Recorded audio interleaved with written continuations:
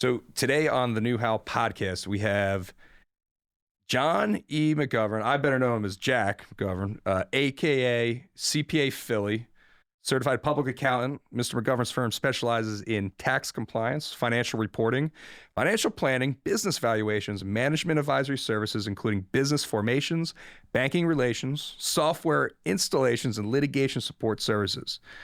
Jack represents many closely held businesses, individuals, and for nonprofit concerns. Mr. McGovern Associates has substantial expertise in closely held businesses in various industries, including healthcare, real estate, nonprofit, hospitality, high-tech software, light manufacturing, and service industries. Jack his team annually prepare in excess of over 2,000 individual returns and over 750 partnerships, limited liability corporations, S Corps, C Corps, and nonprofit returns. The firm also prepares payroll returns and provides bookkeeping services for businesses. They have a staff of 20 people and are well known throughout the communities they practice in.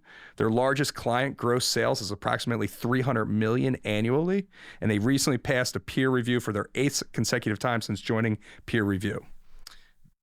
They are strong with technology and receive accolades for their brand and website, cpaphilly.com. Jack, welcome to the show. Glad to be here. Thanks for inviting me. Jack, your intro and just what you've done and accomplished in the accounting world is impressive. And, I'm hoping today that, I want your perspective on building a business from nothing to something and bringing value to our listeners. So I'm excited to dive in. First question I got to ask is why accounting? Talk to me about the journey that led you to become an accountant. Well, it goes back to my college days. What happened was myself and a friend, we painted houses for a living in Ocean City to pay our way through college, and that worked out fine. And I always knew I wanted to own my own business. I just wasn't sure which business I wanted to own. So I talked to one of my mentors, who was my uncle. He was the CFO of a company called Whitman's Candy at the time. And he said, well, make sure you major in accounting and you get a good degree. And whatever business you own, you'll be able to, make that work, make your business work by having the accounting background. So then what happened was I went to Penn State for accounting, majored in that, enjoyed it, kept looking for a business to get into. And as I was doing it, I kept getting the training. And I first took a job so that I could take and get my CPA certificate because I felt like that would be important. Then I realized the accounting is the business, so that's how I ultimately got into accounting. That's amazing. So the first test was all right, I got to account for all this revenue I made painting houses in Ocean City over the summer, right? Like that, it's amazing. But, you start out with a skill set hey, I'm in the construction industry, or you're painting, right, or you're doing how many houses do you think you did in Ocean City? I'm just curious. We would do probably 6 to 10 houses a summer. Some would be, and I jumped because sometimes you'd paint just a room or two. Yeah. And then sometimes you get into a big project where you're painting a real big house. That's amazing. And that was maybe 5 or 6 real big houses a summer, and then fill in work. So you come out of college, Penn State, you get your CPA license, and then I'm assuming you work for, looking at your resume, you work for a handful of different firms all throughout, the 80s and 90s. And, you get to the point in December of 1992, you're like, here we go. I'm starting my own thing. Tell me about that mindset for you and what made you jump into starting your own practice. Well, I always wanted to have my own business, and I felt like that if I opened up, I wanted to be in an area that was really good. Mm-hmm. At the time, my wife and I, we were living out in Montgomery County in North Wales, and I found myself coming into the city and more in that direction than going in the other direction. I always felt like I wanted to live in the middle of where, my world worked. So what I decided was that we would open up here in Manayunk because it was a growing area. It was just kind of taking off a little bit, and I liked the vibe of the town. And then I didn't really want to compete with other accountants because they were all in Bala Cynwyd in that. None of them wanted to pay City of Philadelphia taxes. Go over here, pay your Burt taxes. So then it occurred to me too that, hey, they have all these crazy taxes in Philadelphia that maybe people would be interested in having to help, finesse paying lower taxes. Mm-hmm. So I decided to open in Manayunk and haven't really looked back. It's amazing. And talk about the business tax. I see here that you even advise the city of Philadelphia at certain points and like their tax reform and things like that. Well, what happened in that regard when Mayor Nutter was, he was our city councilman at first, and he was really a good councilman, as Councilman Jones is as well. And he asked me, how do you feel about the different business challenges and so forth? From time to time, Councilman Jones calls me and says, what do you think we ought to do with this and that type tax, and what are the reaction? Even one of the guys that worked for me part-time at one point, Frank Breslin, he went on to be Commissioner of Revenue, and he just retired. So it's kind of fun seeing, the different challenges and really refreshing, our tax code is tough in Philadelphia. We've got weird taxes that other cities don't have. And the politicians are aware of that, and they try to get feedback from people like myself as far as what they can do to improve. I know the city wage tax, I think it's like 5.5% this year for anybody that's working in the city of Philadelphia. Well, actually, the wage tax is it dropped slightly. Just under 4%, but when I first started in accounting or opened the business, it was like 4.5%, and the suburbs really didn't have a tax. And what's happened since then is the city's been on a movement to cut the tax. My opinion, too slow, but it's good that they're doing it. They're under 4%, and a lot of the suburban places are at 2%. So the delta between the two is getting closer. I think given the choice, people would rather have their business in a bigger city like Philadelphia. But they don't want to pay the wage tax. So it's not a 5% difference anymore. It's, anywhere from 1 to 3. Well, I was looking because I recently read an article about Philadelphia. We are one of the poorest cities in the nation. Out of the top 10 major cities, we're ranked right behind Houston as being like the poorest city. But then if you look at the flip side from the tax standpoint, we're actually one of the highest tax cities, given the BERT tax, given the city wage tax, right, compared to other cities. So it's like, do you think there's a comparison between the poverty here versus like the actual tax that's being imposed upon the people? One of the funny things that I always wonder about, and I always talk to the politicians about, is sometimes I suggest the best thing you should do is get rid of the city of Philadelphia revenue department and just wind it all into state taxes. And everybody looks at me like I'm nuts. But in New York City, for instance, the tax gets collected by the state. But more than that, when you file your tax return, you're listed as where you live, and they know. In Philadelphia, there's still people that, don't, unless they own a home, don't really file as Philadelphia. So I don't know if all the income's really being counted for Philadelphia residents. So sometimes I think we're wealthier than we purport to be. Correct. No, that makes sense. I mean, if people are doing business outside the city, or they're living I know there's a lot of people that live outside the city but work in Center City every day, right? They're commuting in and out. It's an interesting perspective. I know Philadelphia has even better times ahead. But there's obviously challenges that need to be solved. And is it through tax revenue, and what are we doing with that tax revenue? Is it being spent appropriately? Those I think then become the questions. Like let's look at our balance sheet as a city, but then let's look at our P&L, which I'm sure you look at one every day for either yourself or somebody else, right? But to me, I think there's a lot of massaging that needs to happen there. And one of the interesting things that happened in taxation in my career in Philly was in Manayunk.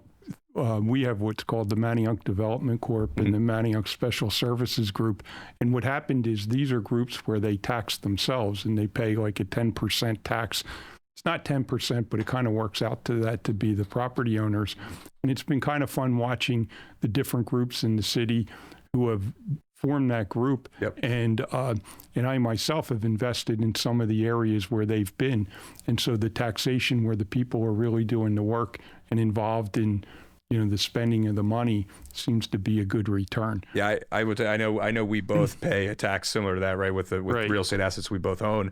And I will tell you, I don't have a problem with it when it's being done correctly. I know specifically here in Manayunk, it's spent right, it's done right. You can literally see the vibrant community here because of that money and what's being put into it. And I think, that's something to be said. It's like, we all give taxes at a super high level. Like, who knows where the hell it goes, but it's something like that, like a special service district, it's actually, you can literally see the impact happening on the day-to-day basis. Now, look, Manioc Special Services they're not paving the roads here, right? That's not their responsibility, but there's no trash on the side of the road. I don't see needles here, right? I don't, like, they clean up. I see Manioc truck or vehicle up and down Main Street every day, keeping it pretty, watering, doing planning, right? Like, you can literally see the impact directly from that tax. And then you also see people, lobbying on the benefit of those business owners, because they know if they keep the business owners happy there, those business owners are employing people there. People are working now in that business district in the city of Philadelphia, paying the taxes, and just creates for a better community. So I do believe to some extent, like,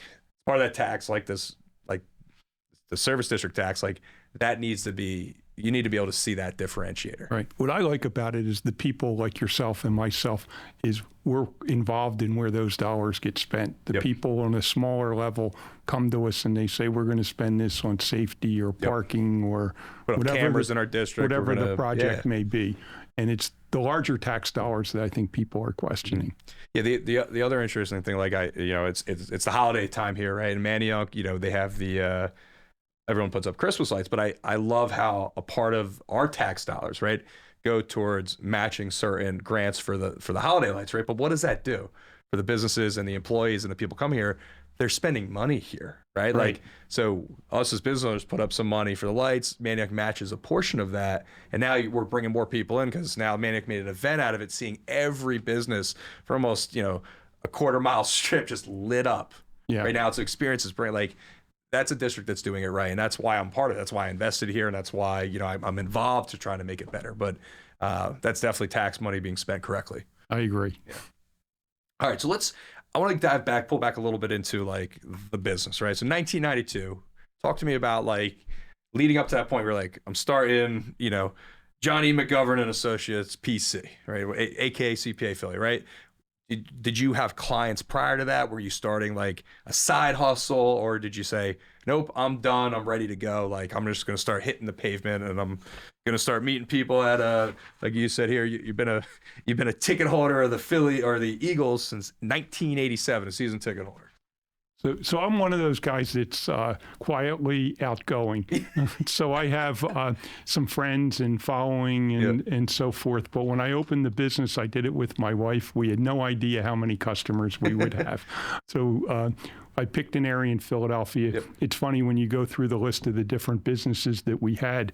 I was focusing a lot on healthcare in the beginning because we handled at the firm I was at before, I worked with a lot of doctors and so forth. And so I wanted to go to an area where we would handle diverse businesses. And so I wasn't really sure how many people would have, but I knew, the kind of work I did and the kind of work, my wife, she's really good at, doing the administrative end of this and keeping things going, and that we would flourish in this area, and we have. Yeah. How did you hire your first employee? Talk to me about that, because it's always, you see the difference between like an entrepreneur that wants to build a business, and then they're like, but I'm by myself, I can do all of it. Like, do I need that second employee? Unfortunately, you had your wife that could start, but like maybe talk about that next person that was helping you.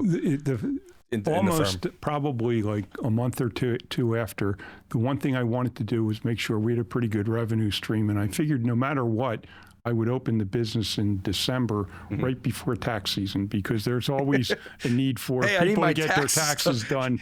Can anyone do my taxes? No matter what, I knew I would be busy.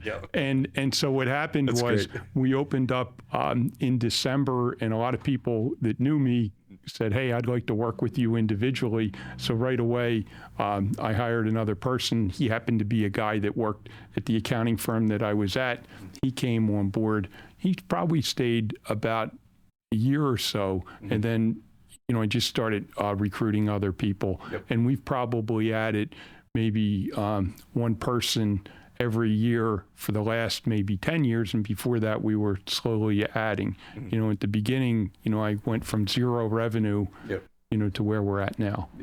No, that's great. And then, how do you keep, what's the longest tenured employee that's worked for you besides your wife? You can't use her, but like another employee you've hired, like what's the longest someone's worked for you? We have people that have worked for us probably 25 years. Yeah. And you hear, like, you're a 20-person firm. You hear about that stuff like, oh, I worked at this national company. I just hit my 25-year, got my what do they call it, pensions or whatever. But, like, you got to tell the listeners, like, how do you keep in a closely held company like yours, privately owned, right? Husband, wife running it. How do you keep someone for 20 years? What's the secret sauce? Well, you have to interview them, but you try to treat people like you want to be treated. Mm-hmm. And also, they have to like what they do. They're special people. They're good at what they do. And it's obvious to, the client base that that's what they are. Yeah. They're good people.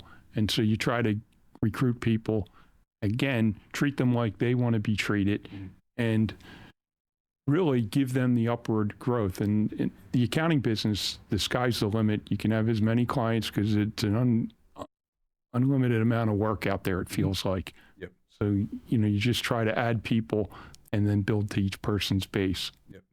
No, that's great.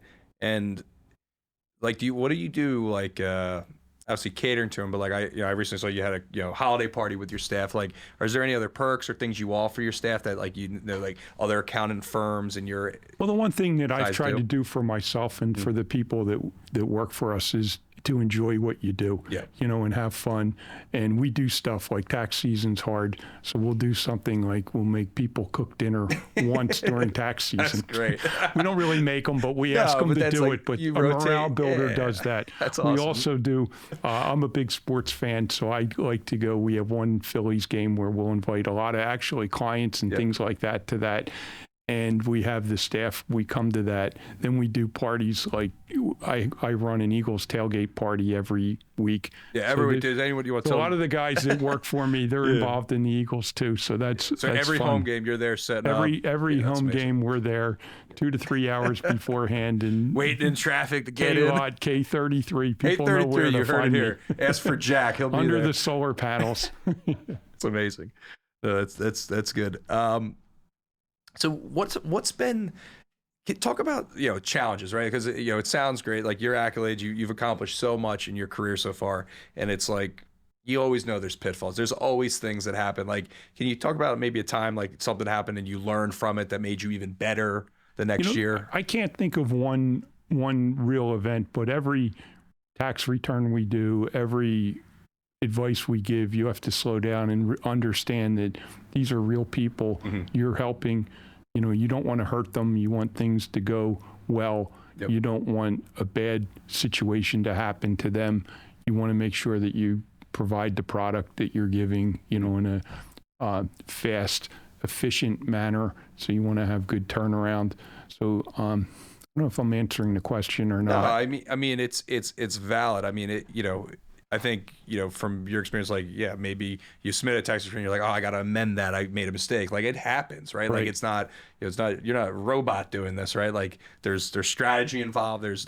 You're constantly trying to project, oh, this client, like it might be this client only cares about a year ahead, but you might have some clients who are like 3-5 years from now, and you're now having to think in the future about how that might affect I would say really from our end, the biggest mistake we can make is just time management. The hardest part about our business is really managing our own time and how long things are going to take and expectations, because things never go perfectly in any business as you plan. So if I said that is probably the biggest challenge in our business. Yep. Yeah. Entrepreneurs just getting started in business. Is there any advantages in the tax code that they're not aware of, or something that you consistently see people missing on tax returns, or something that they're not aware that exists that could help them? I would say from really how a business succeeds, there's really 3 reasons I think they don't make. 1, they're either underfunded. 2, they have a bad business. Or 3, they're like have bad records or something like that. So what you have to do is hopefully when you have a business that hey, we have a good business, it's a product people want. And then you have to manage it correctly by managing your records and that. So I think the biggest mistake that I see are people that don't pay attention to the details, to what their records are, to what they're going to be. And when you go into a year, you should have a plan. And people who don't have a plan can't make that plan. Correct. So I remember you need a budget. Back at Penn State, the one thing they told us was you have to have a plan. And that's where people who don't have a plan and are more reactive, is more a problem. And then on top of having a plan, you have to have the time and the discipline to back off that plan and say, where are we compared to that? From time to time, check what you're doing. What do you recommend, like a solo entrepreneur that's just getting started? Like what software are they using? Like, what tech, what can they be doing to help with some of the things you just mentioned? The thing that I know, even when I started, I would write checks on the old-fashioned way in a checkbook, and then I would punch them into QuickBooks after I the still fact. write checks in the old-fashioned way. Sometimes depends. And so the thing that really helped me was going real time with my records. And the other thing I'd say is that not only is your business a business, but your household's a business, and you should have a plan where you're trying to manage your net worth. You should be looking at your business and your own net worth. And then at least once a year, you have to review what you did, how you did it.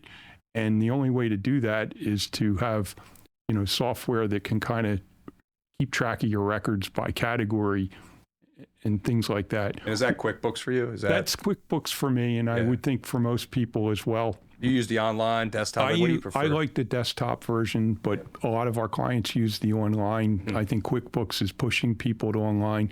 But the one thing I wanted to state too was that it wasn't until I made my records real time that I felt like I was on top of things. And what I mean by real time is I wasn't going back and doing 3 months of records, after the fact. I try to make it so that when I pay a bill or I hit my credit card or something like that, it's being registered. And that's QuickBooks. QuickBooks can do all that. QuickBooks does that, but you as the person operating the QuickBooks has to make sure that you make it real time. So you mentioned, because I don't think a lot of people think of their personal life like a business necessarily. At least entrepreneurs, right? They're so involved, they get into the day-to-day, like their business. Like, you talk about maybe some habits or rituals that an entrepreneur should do, both business and personal, that you see that's successful for some of your clients. Well, one thing that you have to do when you get a bank loan or whatever is you have to turn in a personal financial statement. Yep. So you want to make it so that your software does that it generates a profit and loss statement for how you did, but it also gives you a balance sheet of where you stand. Direct balance sheet. And then you should be measuring the balance sheet. So it's funny, I myself have always looked at not how my business did, but how I did as an individual. How your net worth is changing from year to year. Right. And your business will drive that. But, as a person, you have to step back and say, where are we as a family or as an individual? Yeah, I have just something personally I did. My wife and I, we have our own QuickBooks just for our household. It's a Corcodilos household, and it's like has her credit cards, my credit cards, you should have that. All linked up, and it's like we sit down. I go, babe, we're gonna do our account, and she like rolls her eyes because she hates it. That's where I succeed, right, in the financial side. But like, we'll be like go through like, all right, that Amazon purchase, what was that? She's like, I'm returning it, right? Like it's don't worry, I ordered it just to try it on, right?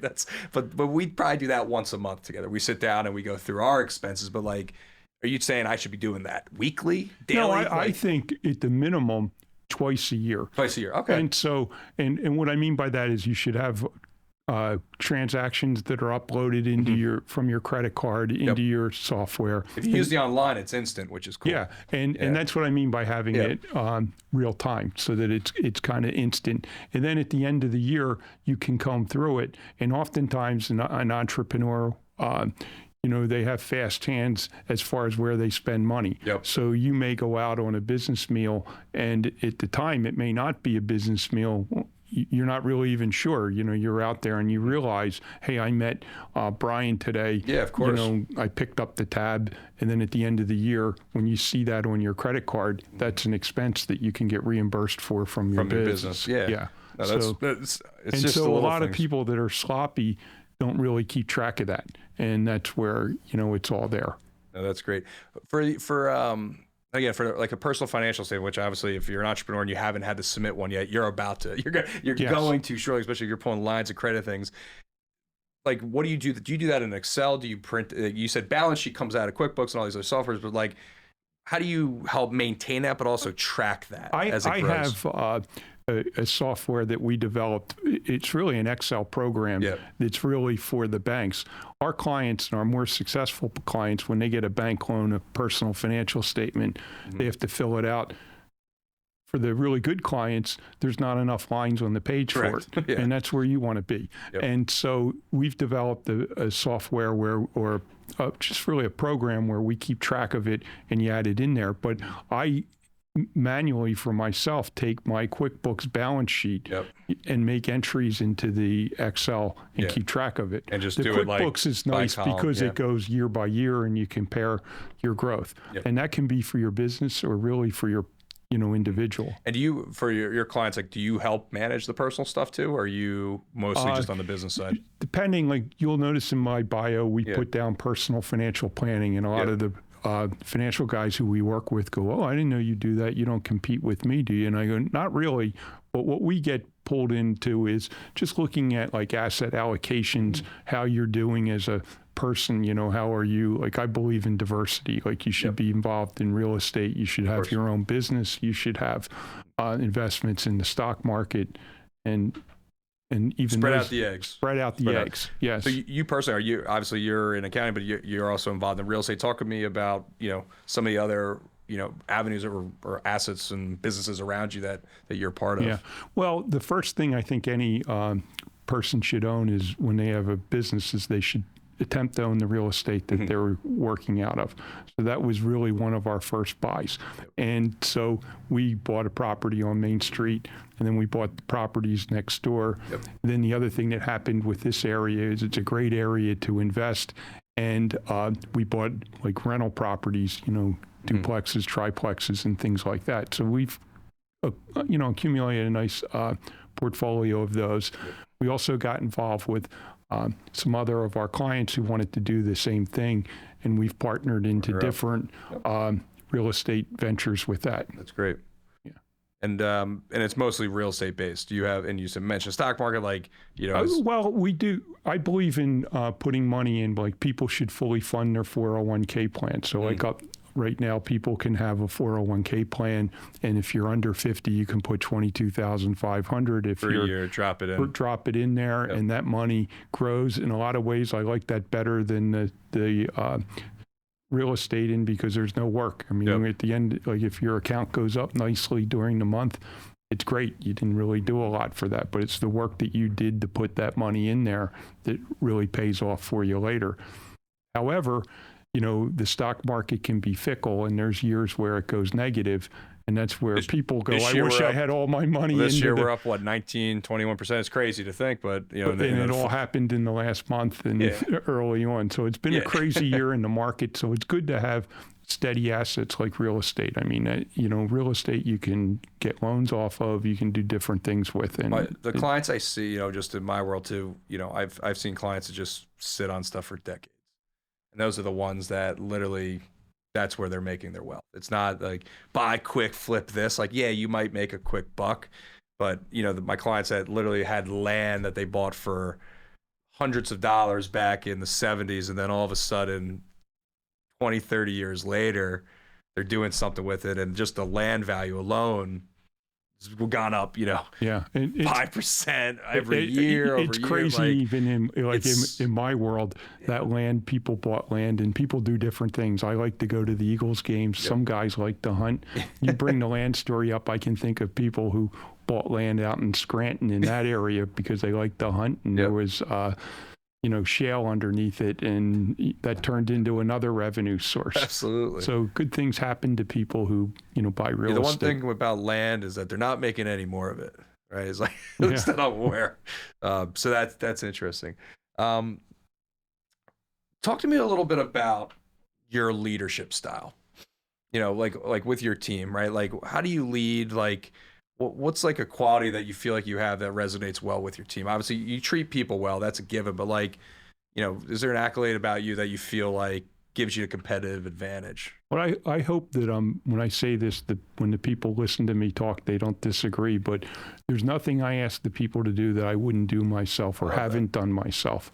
Yep. Or I don't ask people to work any longer hours than I work or have worked, and I try to treat people like I want to be treated. Yep. And so generally, when you're in there in the front lines with people, they'll follow you. Yep. And that's what I've found. No, that's great. And I agree 100%. You got to be able to for one, connect with your staff, right? They have Yes. to understand, like, yes, you may be the leader, but like you're willing to get dirty too if need be to get, to get things done. I think that's great. I mean, that's big skill set that I feel like a lot of people think like, oh, I'm the boss, I don't got to do that, or like, oh, I'm in charge, like I need to find someone else. But if you're not willing to do that task yourself, how can you lead an army to victory? People don't respect that, and then we all get along in our office, and it's kind of fun too because we all have different diverse backgrounds, and we don't really have a clique in our company. Yep. With 20 people, you really can't. So you have an interesting dynamic. You still work with your wife, Yes. right? How do you shut it off between like the work and not work? Like, because you're not the only one, right? There's people listening that have siblings they work with or significant others, right? Like, how do you, or friends? Like, in my case, one of my business partners, my best friend was the best man at my wedding, right? How do you shut off? Because I'm just curious. but I want to hear from you. How do you shut that off or try to shut that off? Well, it never ends because what happens is, work comes to the house, work comes to the Eagles games. My wife is a great Eagles fan too, so that makes it easy. But really, the thing is you have to respect what each other does, and you have to support each other in what they do, no matter what decisions they make. And if to the outside world, you don't want to see any cracks in the iron. And then if you have any issues, you just talk through them. Yep. And that's always worked for us. And people take different, she's very good at what she does in our company, and I like to think I do what I do well. And you try to complement each other. And not only for husband and wife, but yourself and your staff, and really, with the people you serve too. It's not like you could fire your wife or she could fire you, Yeah. right? Like, I mean, technically, I guess you could, but then that would come home with you. But I like the respect. I like no matter what this, because you're trusting that person. In your case, right? You're trusting your wife to make decisions on her behalf. Like, no matter what that decision is, you got to support it. Right. And not only that, I've always thought it was great. It was really, when I first started, I was out of the office a lot. I mean, I would go out and see the clients and be out. And so my wife, Annette, she was back manning the fort, dealing with the issues that came up and helping solve people's problems as they called in.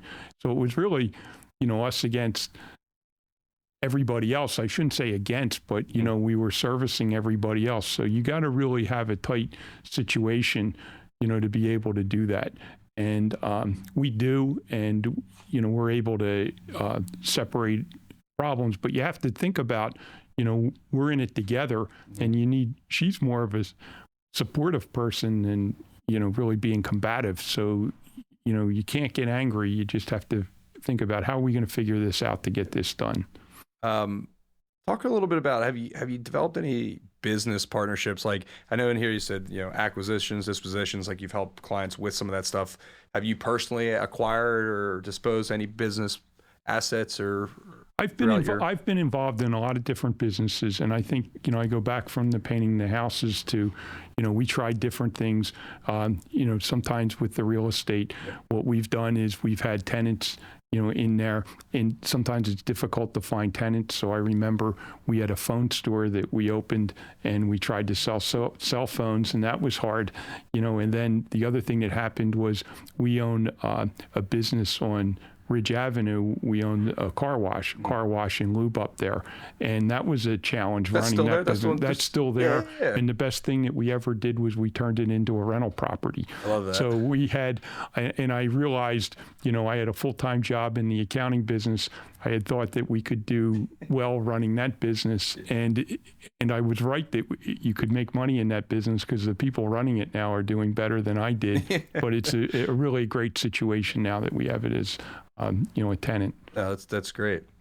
I want to get into just talking about, getting like final advice for entrepreneurs in this space. Like, you've obviously grown a successful business. The impact you've made and the clients you've helped is staggering. It's probably at this point in your career, it's thousands and thousands of people that you've positively impacted with what you're doing. What advice do you give the person, thinking about going to college or in college or starting a trade business? Like, what's like the first thing that you would tell them if you could do it all over again?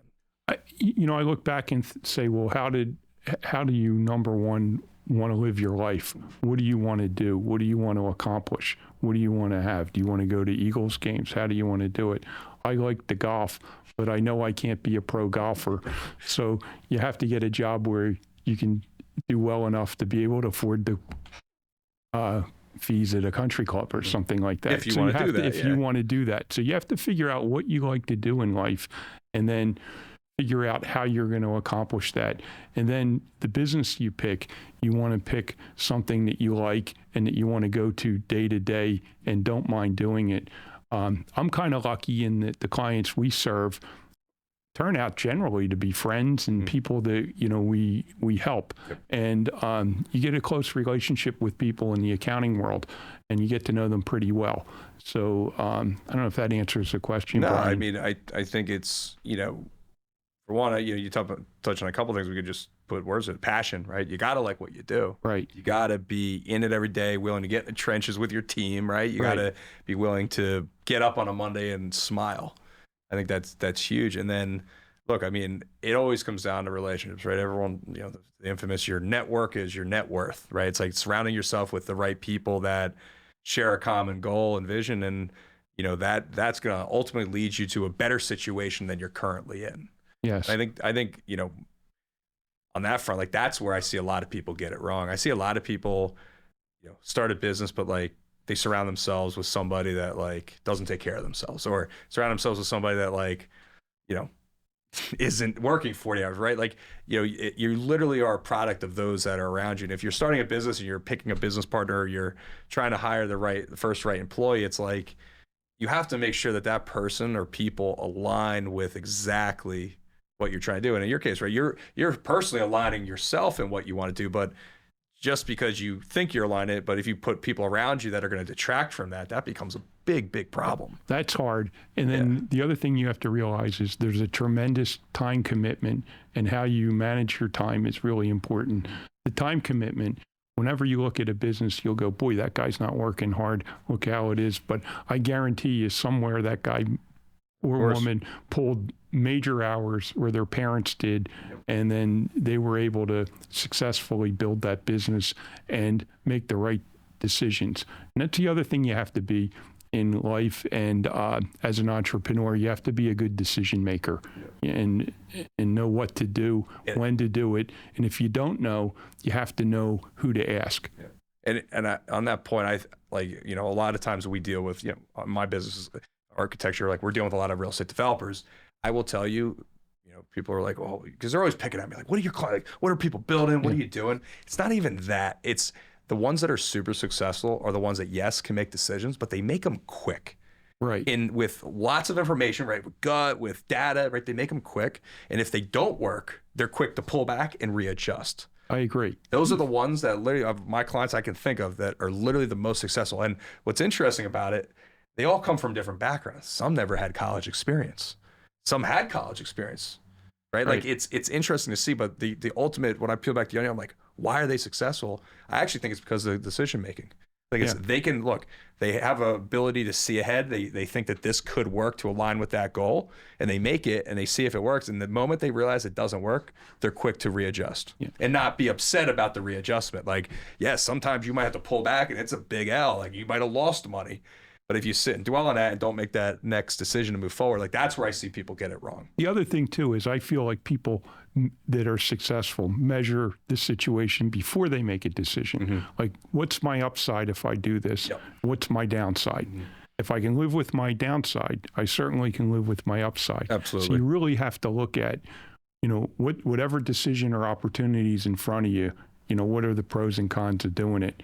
And if you can come up with those pros and cons pretty quickly, you can make a really quick decision. Yep, absolutely. Any last parting words for listeners out there? No, I enjoyed being here. I feel like I'm with Jason Kelsey and the Kelsey brothers. I didn't realize it would be this much fun. Maybe we'll get them on the show someday to talk about their businesses. But Jack, I really appreciate you coming on today. Thank you for the knowledge. Like I learned. Thank you, Brian. I'm glad that you came to Manayunk. For the people who don't know it, we're neighbors. Absolutely. And friends too. Absolutely. Appreciate it, Jack.